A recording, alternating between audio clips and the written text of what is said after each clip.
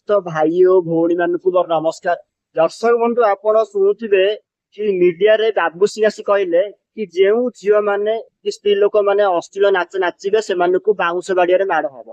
ତ ଦେଖନ୍ତୁ ଦର୍ଶକ ବନ୍ଧୁ ଏଇ କଥାଟା ଆର ବର୍ଷ ମତେ ଦୌରେଇଥିଲେ ଏବଂ ଏବେ ମତେ ଦୌଡଉଥିଲେ ବାବୁ ସିଂ, ଯାହା ଏକ ଭଲ ଏବଂ ସୁଚିନ୍ତିତ ପଦକ୍ଷେପ ଅଟେ।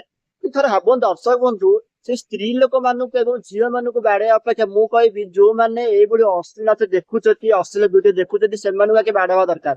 କାରଣ ଥରେ ଭାବନ୍ତୁ ଦର୍ଶକ ବନ୍ଧୁ, ଏଇ ଝିଅ ମାନେ କି ସ୍ତ୍ରୀ ଲୋକ ମାନେ ଅଶ୍ଳୀଳ ନାଚ ନାଚୁଛନ୍ତି କାହିଁ ଖଣ୍ଡଗିରିରେ?